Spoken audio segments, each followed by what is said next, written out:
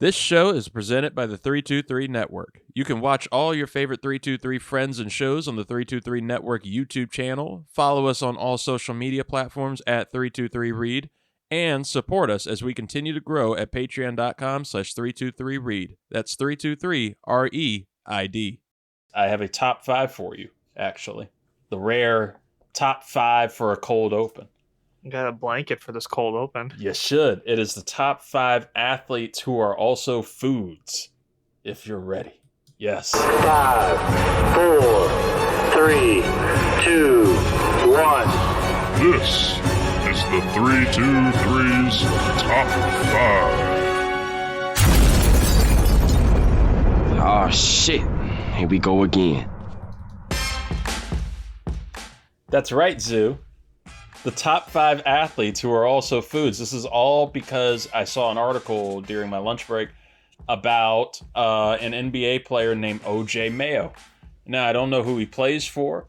I don't know what year he is or anything. It was just simply the stat that he is the only active NBA player whose both his first name and his last name are food or drinks. So that interesting. I guess we had a David Mayo at one point. We did have a David Mayo. Yeah, he did not make my list. My improvised, rushed, thoroughly thought out top 5 athletes who are also foods. Okay. Number five on here, I have. It's actually a tie, and that's why it's on here. Number 5 is both former Dallas Cowboys defensive end Taco Charlton and current NBA player Taco Fall. Taco Fall just sounds depressing. It does.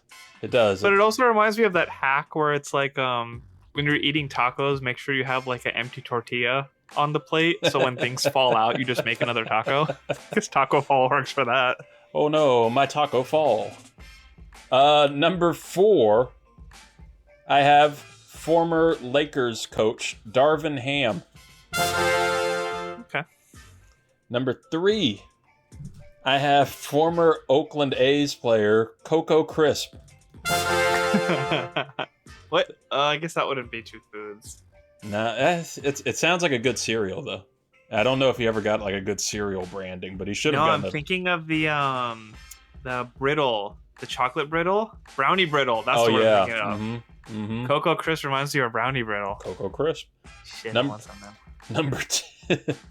Number 2, I had former Phillies player, deep way in the past, Cookie Rojas. That was back in the day when like everybody, they were like old one sock Jackson, and this guy was Cookie Rojas. And number 1 on the list, I have former Bengals and Cardinals defensive end Frosty Rucker. It's a good Frosty there. OLIs were pretty fun too. I had a former Giants player, Eli Apple, was an OLI, and if you're a child, Booger McFarland. Now we can start the show. I'm a child.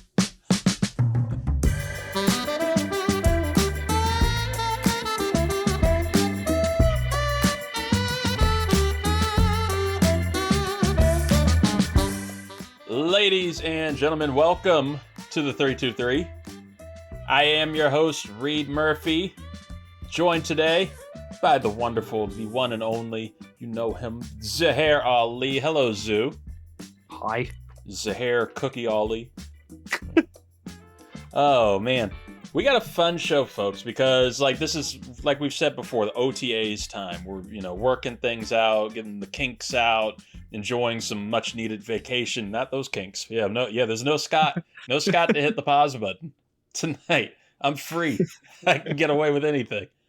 We're just enjoying some time before we get into the hecticness of football season, and this will probably be like the last full show before we're getting into the NFL previews. It will be a heads up though for you YouTube audience. If you're watching on here, we appreciate you wherever you watch us or listen to us. But for you YouTubers, definitely go subscribe on either Spotify, Apple, wherever you get podcasts and listen. You'll still get the show here on YouTube, the audio, but I'm going to be putting out some like audio only episodes for the next few Tuesdays. We're going to be doing Top 5 Tuesdays for the pod, listening exclusive, where we're going to be breaking down some different NFL top 5s going in to the 2025 season. We got to give Zoo something to listen to on his mornings, on his drives in.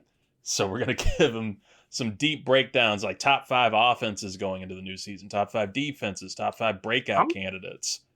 I'm still waiting for this college breakdown, explaining how all these different factions work and what I'm supposed to be paying attention to and why. That's going to be a big one that we're going to dive into, too. I think that's going to be in early August, Scott. We're going to be getting you in Scott. there. Yeah, Scott. So we got plenty to do on there. But today, we have 2 ways to nerd out for you folks. And it's me and Zoo. Whenever it's me and Zoo, we always nerd out in 2 specific ways: comic book movies and Commanders. And thankfully, we had a great week for both. It was a great week of stuff to get into for both. So we're going to give you a little Superman talk and some DC talk, a little different from our Marvel talk. We'll get to that later. That's probably haven't gotten to it yet. Later in the month. And Superman. Ooh. Saving it for you. I was like, he's going to say it at some point. It's a segment. He's got to say it at some point. That's the title of the episode. That's what you got. It's Superman right there. Get the Zoo Bear roar out of here. Yes, we're going to get into Superman, and we will be getting into the Commanders' new uniforms and some, slight poking, some pretty much our biased hype, our Commanders. We had Nick's radio for a while with Luis Martinez. Now we're going to be getting into the real stuff, the Commanders radio ahead of the preseason, and get all of our, we'll what is the term? Rustle our jollies before doing the full league breakdown. Exactly. Yeah, it's too bad we don't have any Jets fans here anymore. Oh, no Jets fans, no Bucks fans, nobody to stop us. No Cowboys fans, nothing that can stop us right now. It's all Commanders talk. But right now it's Superman talk because James Gunn's Superman premiered. It was finally out this week. The new the full official beginning of the new DC universe. And this has always been like a big Marvel show here on the podcast, but I'm very appreciative of DC stuff. I've always been a big Batman fan. I've always been a big Superman fan because of the old 1978 Christopher Reeve film. Thought it was a classic, a blueprint for so many superhero films today, and wanted to see if they finally got the character right. And Zoo, I don't know how you felt, but I personally loved the movie. I loved it. It was not perfect. You can't ask for these things to be perfect, but it was pretty damn great. And it was a really fun time, very entertaining. I thought David Cornsweet, who I haven't really seen him in anything prior to this. I've known of projects that he's in, but never actually watched him before. I thought he's never led anything. No, he's been in a couple Ryan Murphy projects on Netflix, like Hollywood, but he did a damn good job, and I think it was very impressive. Like for your first big lead, and especially in a blockbuster like this with a character like that, he did fantastic, and I loved him. Loved Rachel Brosnahan from The Marvelous Mrs. Maisel. I was excited to see her as Lois Lane. She did great. But my dude, Nicholas Hoult, he killed it as Lex Luthor. Made that film so entertaining, and it was a villain just worthy of hating throughout the film. Just so petty, just pure, like Ted Danson in The Good Place and Evil Cat kind of petty.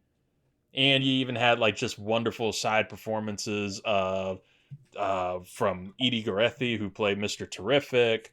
Nathan Fillion as Guy Gardner is just a wonderful douchebag of a Green Lantern. It was just great performances, weird characters all around. I thought it was Justice Gang. Yeah, the Justice Gang. Yeah, just a really fun, entertaining time with some great heart, some great emotion. The Ma and Pa Kent scenes are wonderful, and this is your review right here. We'll let you pause it, folks, if you don't want spoilers, because we will we will dive in probably. This is your review. I haven't even said anything yet. It's inevitable that we'll dive in. I haven't spoiled anything for you yet, but we will probably fall into some stuff just talking. So, go ahead and, get your pause there if you need it. I'll do it for you. Pause. Now go. Now go, 10 seconds ahead and just keep doing that until we get to Commanders.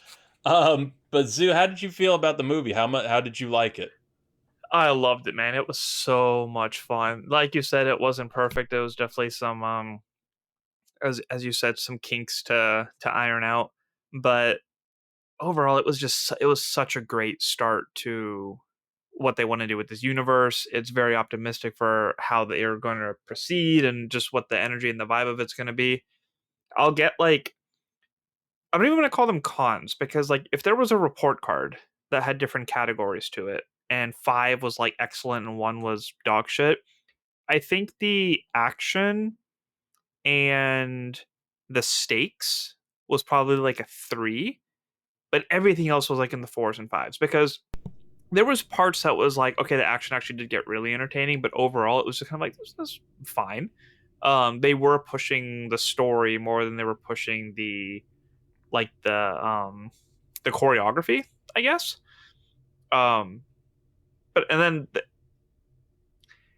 My issue with Superman is that I don't like invincible characters. Right.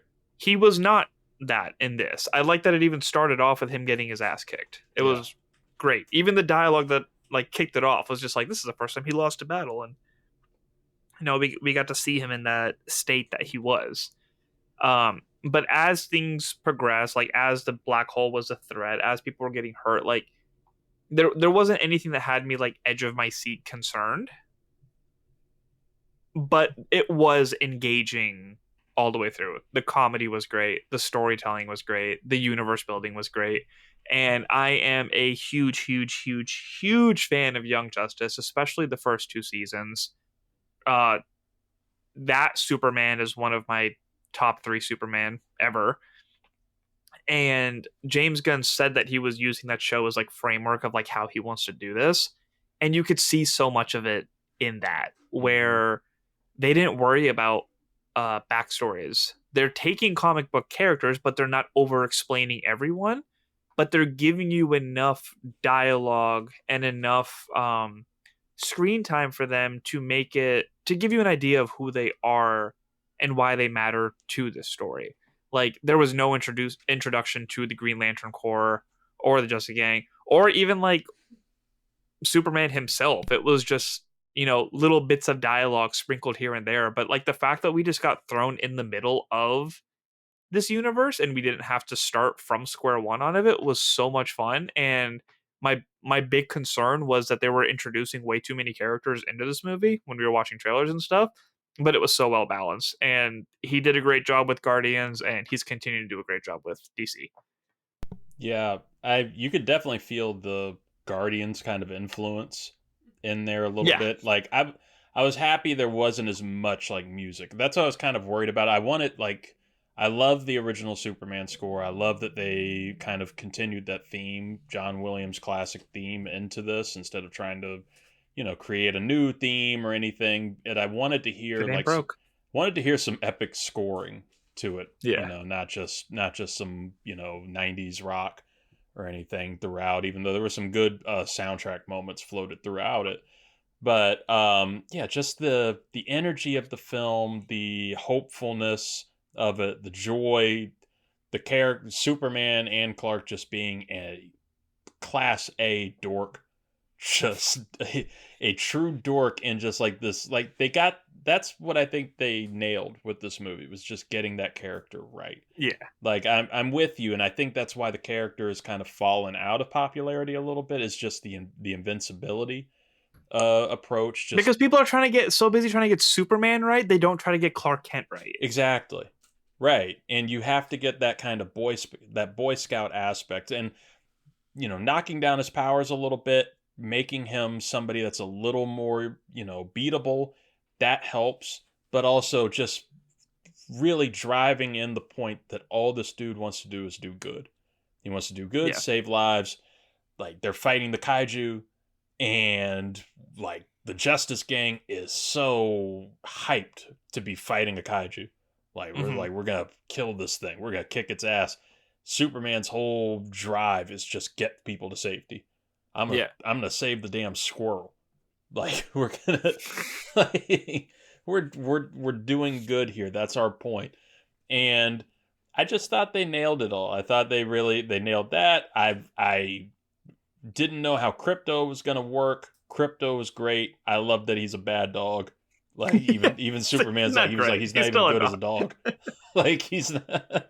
But the universe. God, building, the way he came in and threatened Luthor like that, and then he was like mumbling as he was. Everything about that was such a good scene. It's so great. Luthor was such a petty asshole. Like it was perfect. There's nothing redeemable. There's nothing like your root. Like you can understand his point. No, he was like, I'm just envious. Like I hate you. He wasn't the only one. I just hate you. Like, yeah, he wasn't right. And how did you like the Ultraman thing? I was intrigued because it was kind of like a roller coaster of emotions, because I was like, cool, there's people who can keep Superman on his toes. Like you don't need another Kryptonian to fight the invincible person, right? And then when it ended up being a clone of him, I was just kind of like, okay. But I didn't hate it because I know that cloning is a thing. I know that actually teases towards some other stuff. I'm forgetting the Bizarro. Yeah, Bizarro. It was a tease towards like Bizarro. So I didn't dislike it.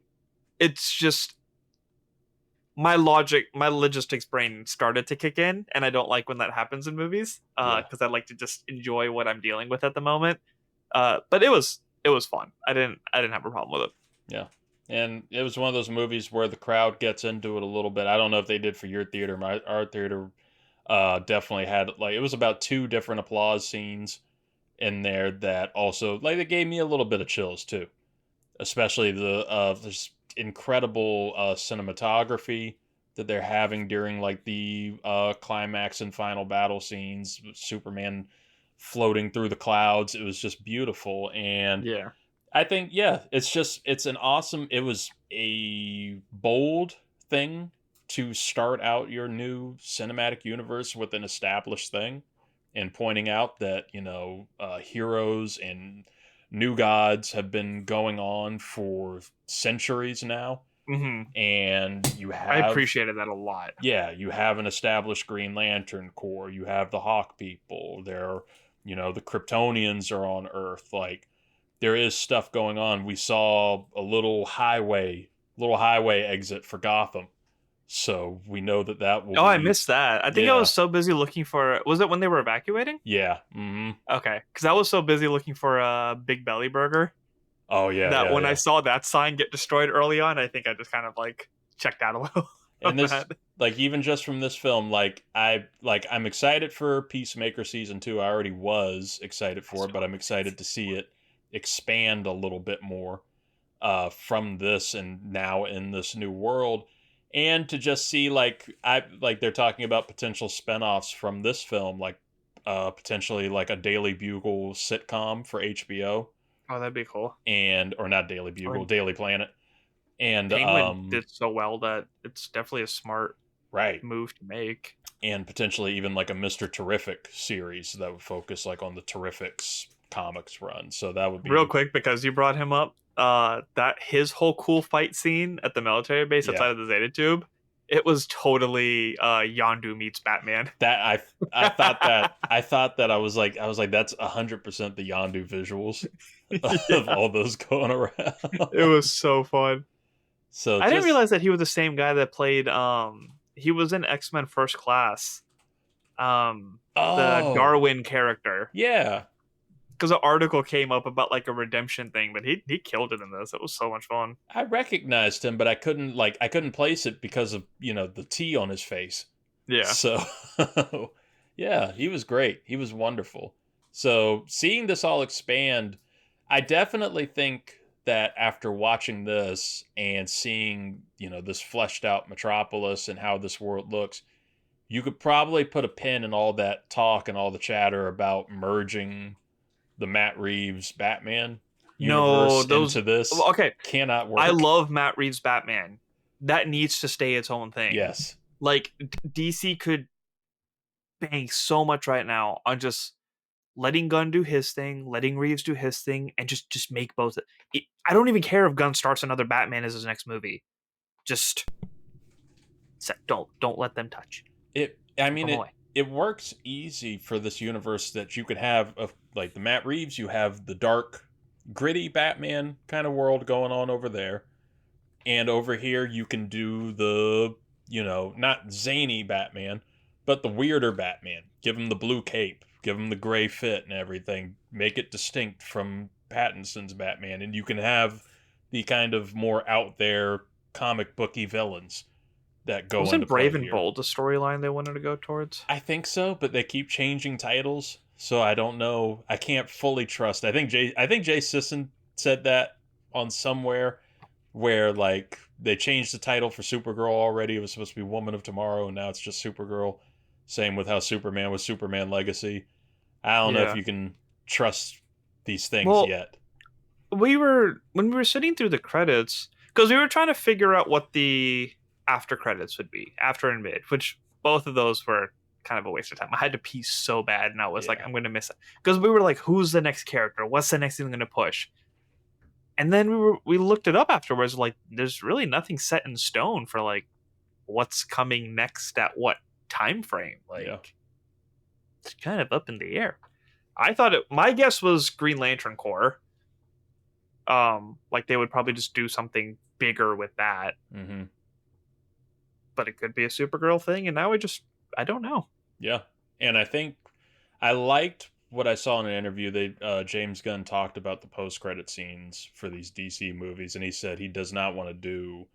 He appreciates what Marvel did in the MCU of building up the next thing. He said he wants to make them more just self-contained with DC, just like some little bonus or some little cappers for whatever story was just told and everything. So at least, gives us, a preview that we don't maybe have to stay. If we really have to pee, we can leave. I don't know what exactly is next year. I know Peacemaker season 2 is going to be in August. I have a question for you about that. Okay. I still haven't seen Peacemaker yet. Really? Based off of his appearance in this, do you see Peacemaker being part of this universe? Like, is that connected? Or was that just a fun little cameo? I think it is connected, because I'm curious how it's going to be connected, right? Because season 1, and I won't spoil it for you, just so you can watch it because it's fun. But I might start watching it this weekend just because of that. Season 1 firmly establishes itself in the Snyderverse. Like, it makes it very clear that's where it is. And the trailers for season 2 have already shown the Justice Gang interviewing Peacemaker. And those actors are back. So, like, season 2 is showing that it's firmly established in the DCU. So, the way the humor works on the show, there's a lot of creative excitement and anticipation for exactly how they're going to address it. And James Gunn he already did say that they're going to address the awkward elephant in the room of how Peacemaker is now in this universe, or how it's been brought over and stuff. Just kind of Deadpool it. Yeah. So, because like it looks like the story is definitely continued from season 1. The characters are all brought over. So it should be a fun, expansion of the new DCU. Same way Creature Commandos already. That was going to be my follow-up. I was like, where does that sit? Because Creature Commando ended up being a sequel to James Gunn's Suicide Squad. Yeah. Which was a sequel to the first Suicide Squad. But Frank Grillo, who plays Rick Flag Sr. in Creature Commando, ended up being in Superman. So I'm like, what's happening here? Yeah. So I guess Creature Commandos was our first look at the universe, and Superman like fully opens the book. Maybe it was like a prelude. But it's connected to the old stuff, which is why I'm... Yeah. So Lost. maybe And I don't want to overthink it because I just enjoyed all this content for what it was. and I think that's probably what they'll ask of us. Just don't think of it too much. But I do that is a good question here for you. Is like how do you feel about this new universe? Are you excited for it or still a little tepid? Oh yeah, Because of all of this. Like I'm very much looking forward to Lanterns next year, where they're going to do the Green Lantern core series on HBO. Mm-hmm. And like HBO loved it so much, they were like, no, don't put that on Max. That's going on HBO. That's going on the premiere Sunday nights. Kyle Chandler, Aaron Pierre, doing a true detective like Green Lantern show. And Supergirl comes out next year. Movies already being filmed, so we have something for next year. But how do you feel about everything as it's going forward? And do you think that this has a real chance now? Yeah, I truly believe it does. Because they're letting them, as long as the studios don't interfere and just let the comic book nerds put something together, you could give me one movie a year and I'd be fine.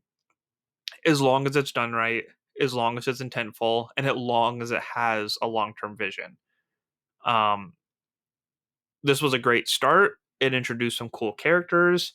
And I think every big character that they bring in can have little moments like that. And like you said, there can be so many opportunities for spin-off shows that could keep that balance in between if they're not doing movies as often. But yes, this was an incredible start. And the fact that they don't have to do origin stories for everybody is a step in the right direction.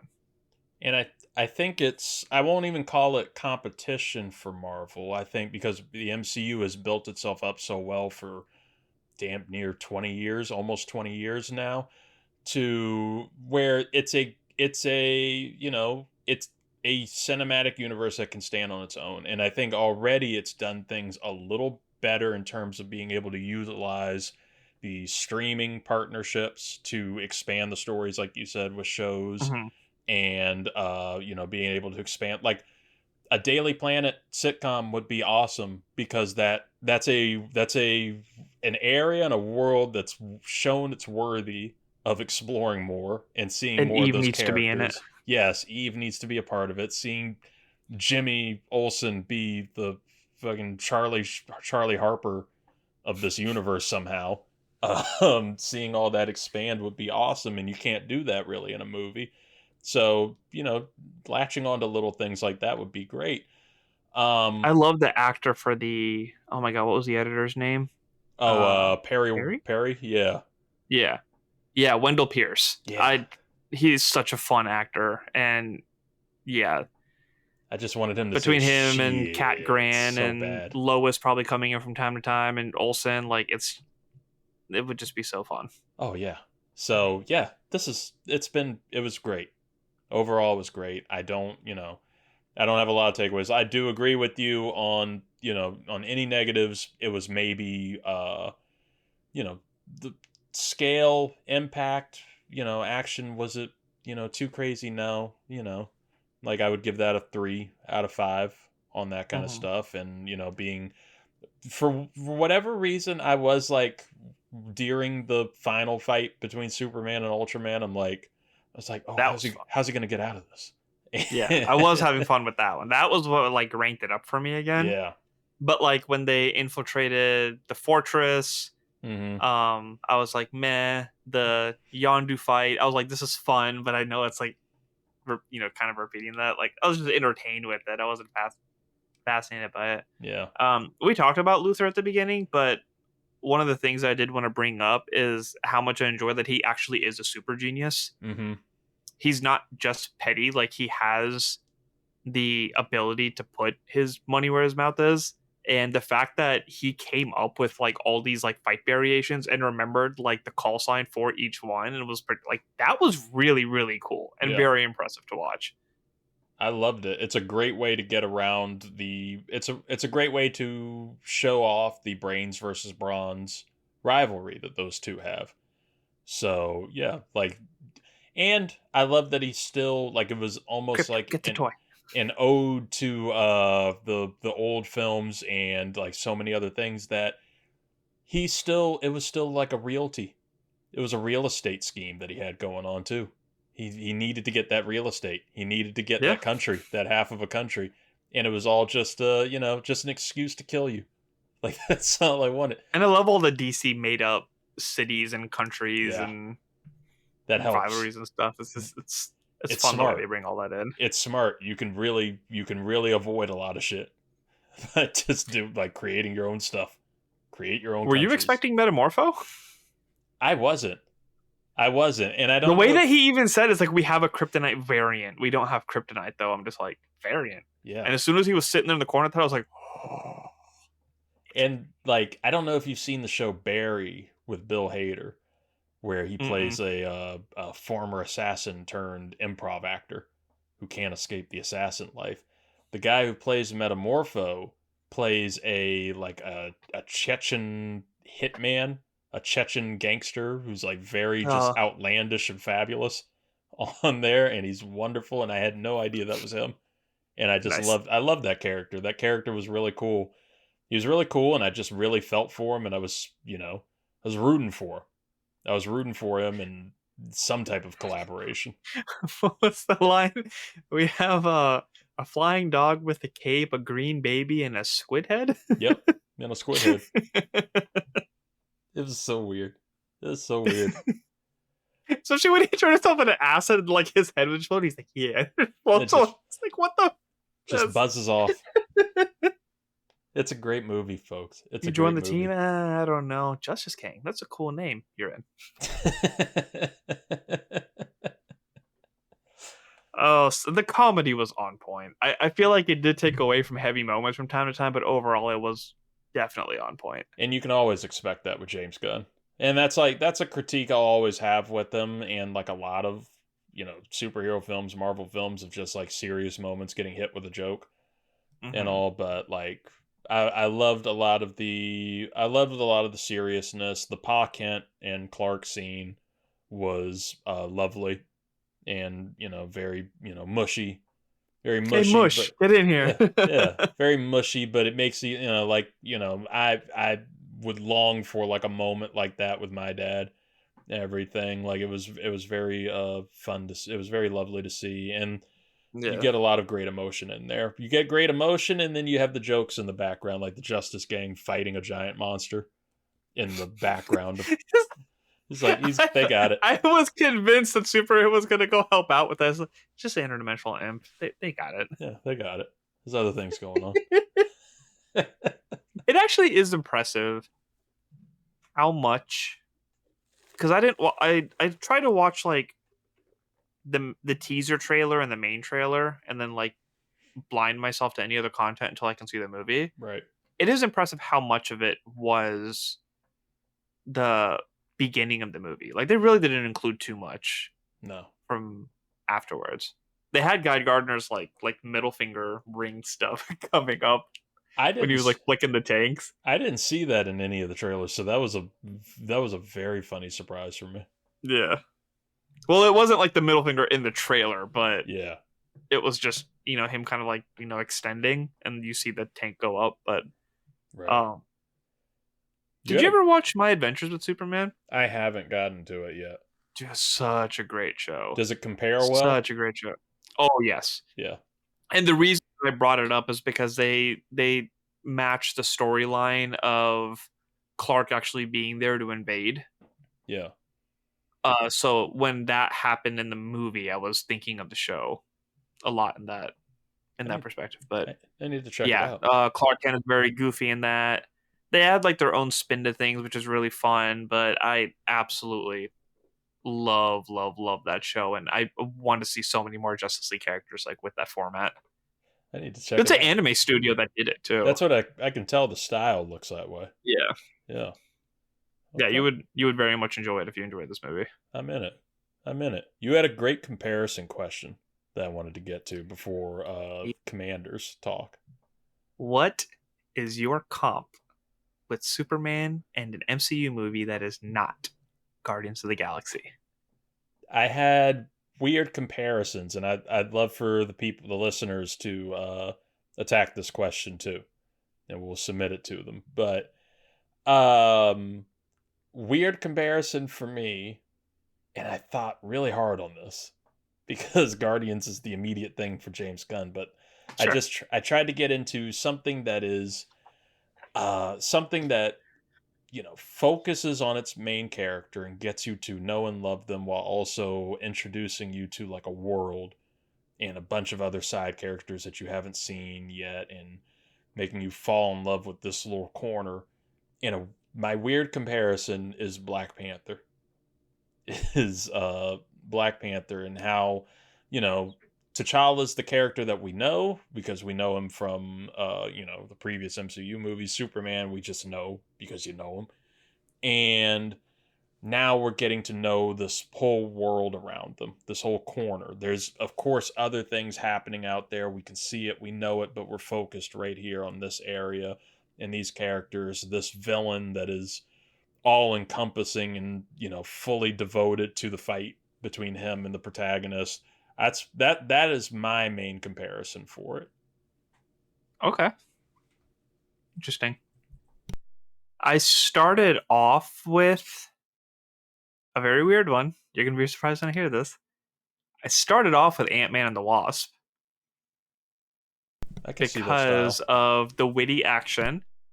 A lot of characters got introduced. Like, first off, Janet being the Wasp, and then you get to meet Goliath, even though he doesn't actually like show his powers. Hank Pym does a lot. The action was a lot of fun, and going to the different worlds and stuff there was a lot of creativity around there. But then I actually settled on Age of Ultron, because there was a lot of characters that got introduced that made a huge impact that did not have too much backstory. The Maximoff twins, Ultron, Vision, like a lot of stuff happened in that movie. A lot of people had to get involved with that, and a lot of things went really crazy. So I feel like the pacing wise and the character introduction wise, it was in that direction. But the way that the action and visuals went, I was thinking more Ant-Man and Wasp. I love that comparison, honestly, because I didn't want to say Avengers.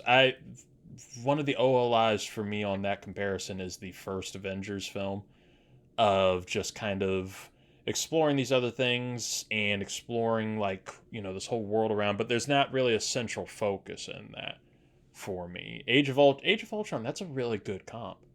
That's a really good comp. I didn't want to say Captain Marvel either, because I didn't like that as much. Similar power. Yeah, similar power. That's the only thing that I'm getting with it. It's a tough question, but damn good question. Also wasn't that great of a movie. No, yeah, it was not that great of a movie. Good. Look at that. Look at that question. That's a Zubair Roar question. Zuperman right there. Yes, folks, please answer that question. I want to know your comps too. I want to know all your thoughts on that. I know you've been launching that to everybody, but as this weekend goes through and opening weekend goes through, let us know your thoughts and share that with us. You should make it a story poll. Yeah. Have you seen Superman? If so, what's your MCU comp? Yeah, what's your MCU comp? Your non-Guardians MCU comp. Yeah, it makes me very excited for whatever future Justice League or anything that's going to be there. Give me more of the Justice Gang though first. That was the other thing I loved. I love seeing the Hall. In construction. Yeah, in construction. Oh, it was so cool to see it. You have a flying saucer and you don't fix your garage door. That's peak ADHD right there. Oh yeah. Oh my god. We're working on it. Oh, folks, that's our Superman talk. But now, that's fiction. That's a fictional character. Right here. Where are real life heroes? Where are real life heroes? Who's our actual Superman? Who can be my Superman? Well, folks, it's this man right here. If he pops up. Oh, yes. Yes, sir. Hey, Superman. Jaden Daniels and the Commanders. Folks, Zoo and I, when we get the show all to ourselves, and there's no Knicks fans, no Bucks fans, no Jets fans, anything like that attacking us, we gotta go all in on our Commanders talk. We gotta go in on our comic book talk. Commanders had a week, Zoo.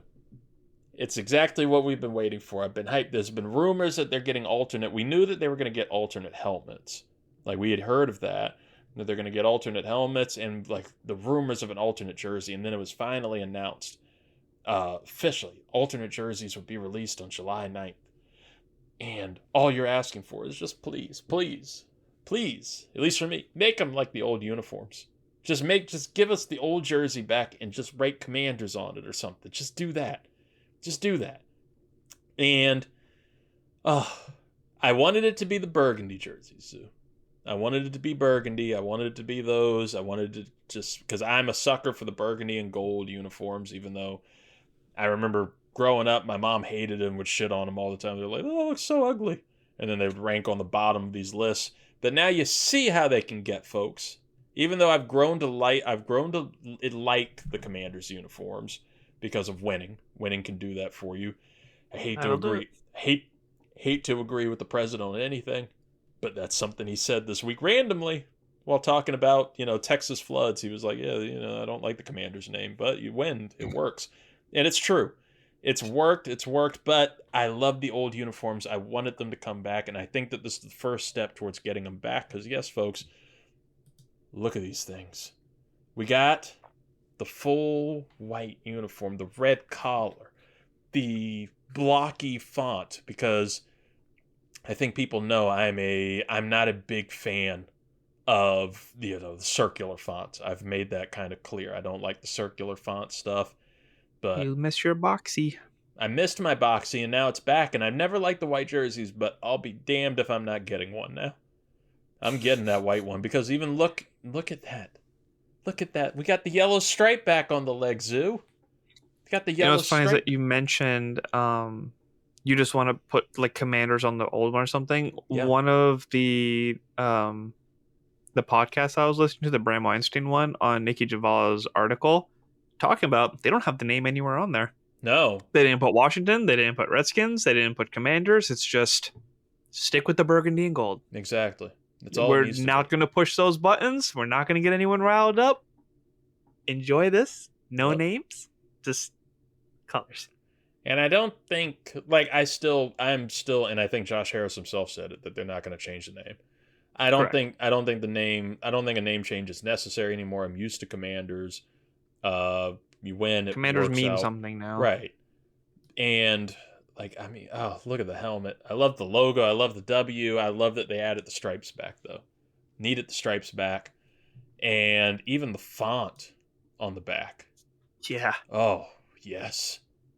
It's back, Zoo. We're back.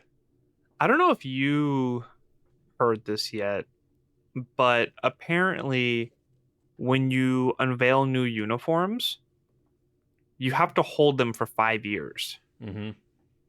And apparently the Jets did this, and I think the Falcons at one point, where they had their throwbacks as an alternate, and when that time span expired, they just used it as their regular jerseys. Yeah. So I think that's the direction that they're going, and that this is going to be the alternate for us to look at until 2027, when it can be the all-time.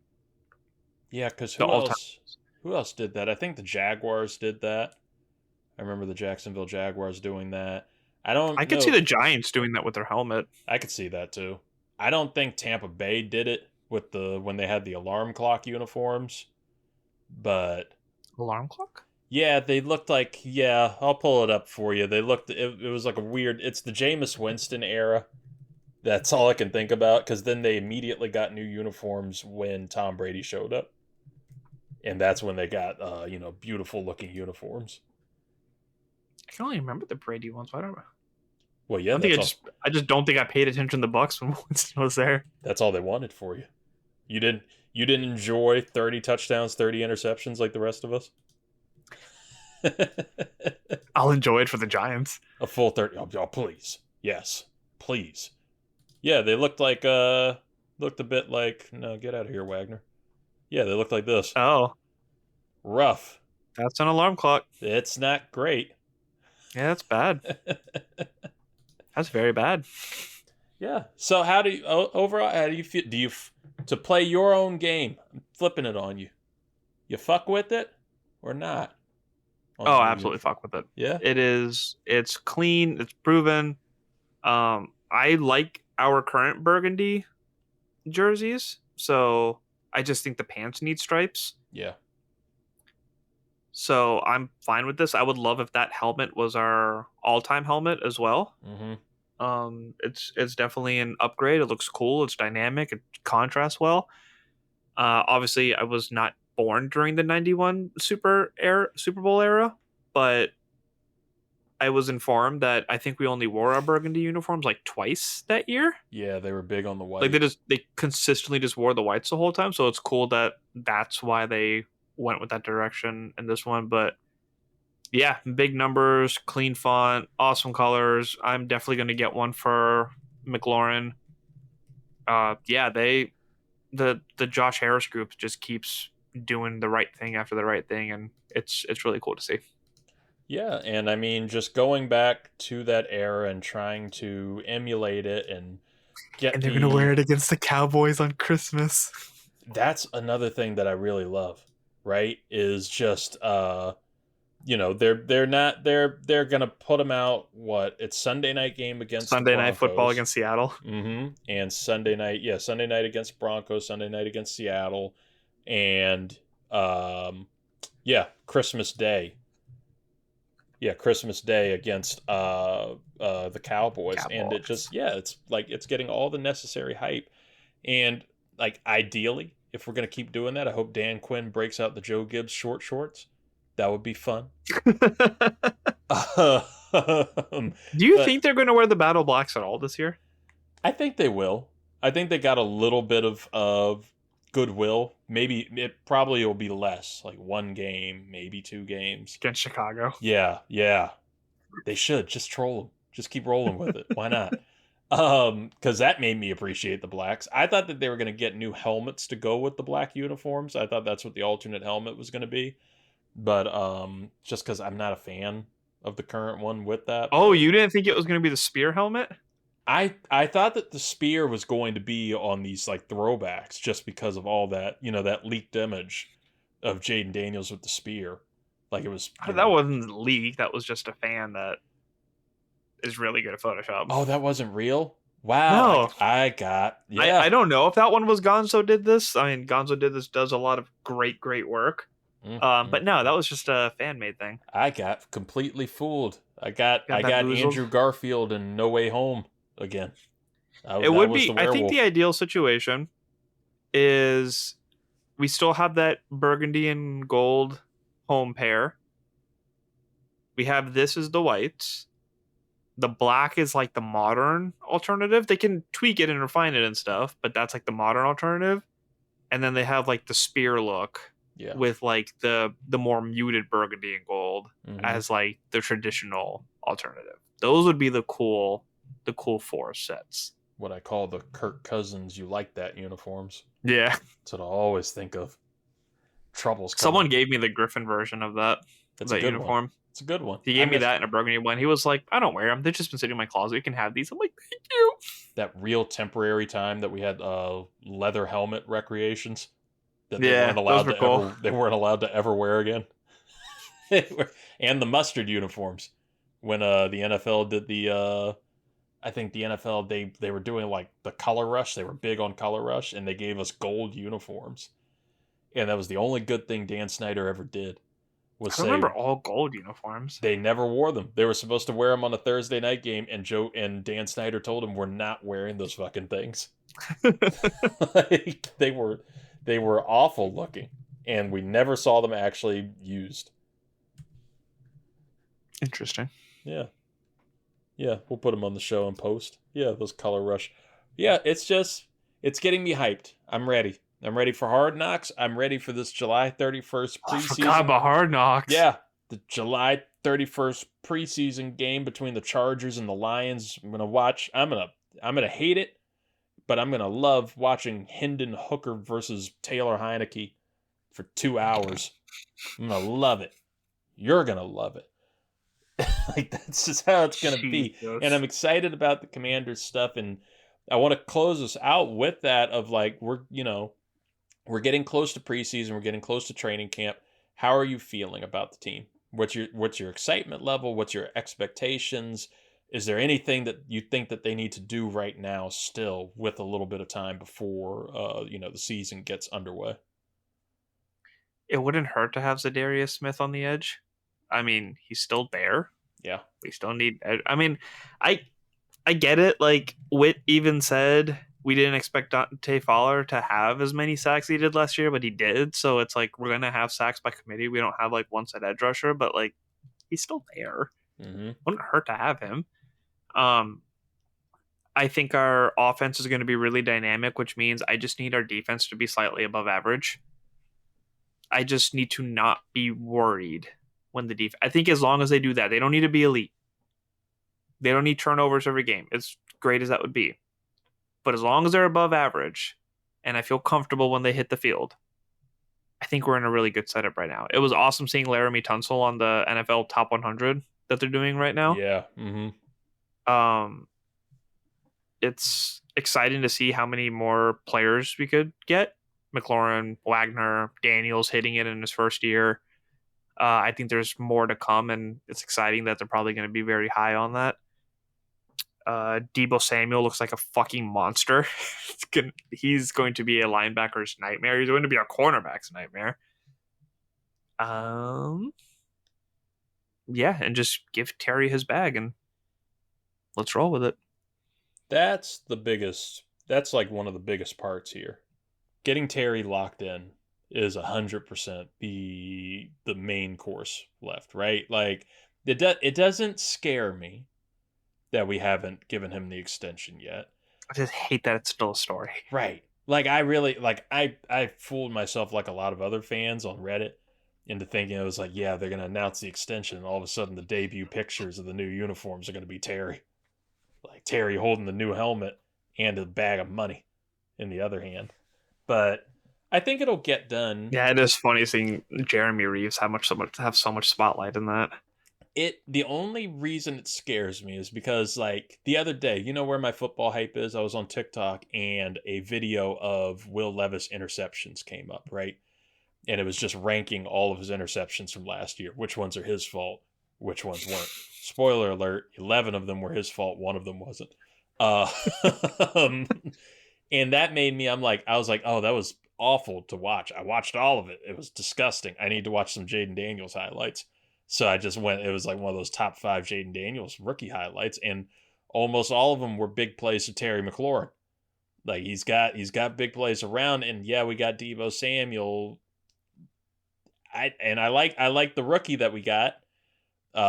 Is it Hyatt? Not Hyatt. Jalen Lane. Yeah, Jalen Lane. But we need Terry. We need Terry in there. And he's been such a good presence to this team and a great leader and a great captain. Like, just give him his money. He's had almost 20 quarterbacks now. Like, yeah. Like, give him his money. Now, if he's asking for Jamar Chase money, or his agent's asking for Jamar Chase money, you're out of your minds. You're turning 30, my guy. Right. You're like y'all are out of your minds. We can't do that. But like, you toss it down a couple receivers. Yeah. Just give it to him. But outside I could see him in the 32 a year range. I'd be fine. Like ideally, we're not paying him. Of course, we're fine. Right. Yeah. I was gonna say ideally 28 to 30 would be for me. I'm not paying that. So do whatever. But then, like you said, edge. I'd love to see something short up there. That's my only concern with that team. I really like the O-line. I love the Laramie Tunsil trade. I love what it does. It'll be better when Cosme's back too. Yeah, like I love what it does for the rest of the line. Moving Coleman into Coleman's going to play guard. Yeah, I think he's a better fit there. And when we have Cosme depth gets now. back, yeah, it's going to look good. And even on defense, at defensive back, I loved getting our rookie again. Why am I drawing a blank on the rookies' names? Josh Connerly, Trey Amos, Jalen Lane. Yeah, Trey Amos. Yeah, getting Amos. I think he's going to be an actual stud at outside. I think he's going to be a stud at outside. And if Lattimore can just be a little healthier, if he's coming back from that injury, and he even said himself he was looking good at Minicamp. Yeah, you have those two at outside. It is a great opportunity to punch Mikey Sanderstill into slot, which he is a much better fit for. So I love it at defensive back. We just need edge rushing. We need some pass rush ability because you're going to be asking a lot of those corners if you just have nothing going towards the quarterback and giving them all the time of day. And I still think we're in that time where you have a lot of veteran defensive ends, and it's always this time of year that veteran defensive ends sit in free agency. They want to skip a little bit of training camp and get with a contender, sign with a contender, or wait for somebody to get hurt. And you got guys, I think, looking at the list of who's available, the top ones available right now, Zadarius Smith is still available. Matt Judon is still available, and I think he still has a little bit of gas in the tank. I'd like to see him. Jadeveon Clowney, I wouldn't want to pay him money, but he, if you could get him for veteran minimum, I think that's a worthy addition. And somebody like a 1-year prove it type. Yeah, he could help, especially in the run. Preston Smith, Jihad Ward, Carl Lawson, Von Miller are all still out there. So yeah, you have some options, and I don't think I'd go for a trade for Trey Hendrickson from Cincinnati, but that's still something that's there. And I don't think because he wants to get paid, and that's the problem. Yeah. If we're taking this long to pay Terry, how are we supposed to pay Trey too? Right. And there's like the talks of TJ Watt and people having fantasies of getting TJ Watt from Pittsburgh. I don't see the Steelers trading Watt after making all the moves that they've already done. Like they're going to try to What do you mean? No, what do you mean? Nothing. Yeah, so I think I'm excited, man. Like I think that this is going to be a really good, fun team. It's crazy. So I was mentioning that NFL, top 100 or list. Christian Gonzalez is already on that. Can you imagine if we actually drafted him over Emmanuel Forbes? And because we didn't get anything for Forbes, like we could have still been as shitty, but had a good player there. It's just it's wild to think like we wouldn't have had to take Lattimore. That's we what could have just had Gonzalez and Trey Amos. Like everything else still could have gone the same. But it's like that's what irritates me because I know people. We don't have a single first round pick in the last 4 years on our team. Like the Ron Rivera stuff. You're like, yeah, he built us the way to get Jaden Daniels, but the Patriots had Christian Gonzalez and sucked worse too. Like we could have been the same. Granted, he tore his ACL, popped his Achilles in his rookie year. He could have done that in burgundy and gold too. He could have popped both Achilles in burgundy and gold, and we'd still have him in the top 100 right now. Now he's still popping off. Yeah, he's popping off. So it's going to be fun. And of course, like I said, top 5 Tuesdays are going to be around the corner. I will be going through the teams too. This is going to be all of our lead up into the NFL season preview show, the big one that we do every year. And just to lower, a little bit of the homework that we have to do in that show, I don't have to put so much on Zoo and Scott and Luis to make an incredible amount of predictions. When I go through these top 5 offenses, top 5 teams, top 5 defenses and everything, like the Commanders, do I have them in my top 5? Not quite, but I still think they're going to be one of those competitive teams that are going to be tricky. I think they're going to be somebody. I'll put the Commanders in the top 5 of one category. What? Quarterbacks. Possibly wide receiver duo. You're gonna have to see. You're gonna have to see in a couple Tuesdays. Will Jaden Daniels make my top 5 quarterbacks? Because you have an argument. You got an argument there. I'd have to look into wide receiver duos more, but I mean, Deebo Samuel's not looking fat like they were saying. So, I think he's going to be no pun intended. I think he's going to be hungry. I think he's going to be ready. I think he's going to be ready to eat these yards. Yeah. He's got the munchies. He's got the munchies for a comeback. That's it. Yeah. Sushi buffet. Fishing for them tutties. Yak sushi. Folks, that is Zuhair Ali, the wonderful, the man himself. Zoo, what do you got going on? Or dying at work. Where do you want the people to see you die at work?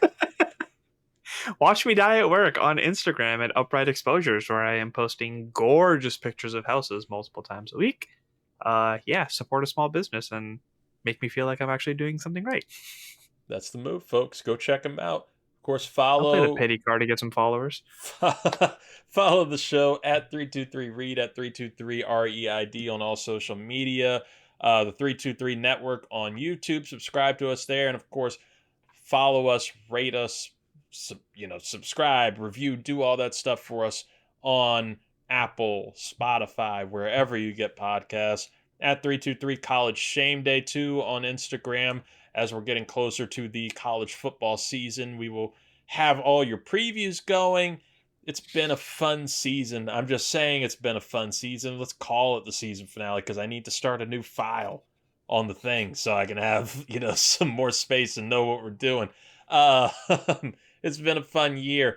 It's going to be even better as we get towards football season and get you your NFL preview show. We get you the top 5 Tuesdays going forward. It's going to be great, and we've loved having you. We love you for supporting us, folks. Do we want to tease our next review? Ooh, we should tease the next review because, like I said, it's going to be like in that little in between the pocket universe of our podcast. Is it's July, big movie season. So of course we did a little DC talk. We have to do some Marvel talk. I herald your beginning. I herald your end. I herald the Fantastic Four review show, where we can preview. Herald these nuts. Herald these nuts, yo. That's what Superman says to you before he kicks your ass. We will talk to you. You can say probably around July 24th, folks. Yeah, we'll talk to you then. We will talk to you. Stay safe, everybody. Bye.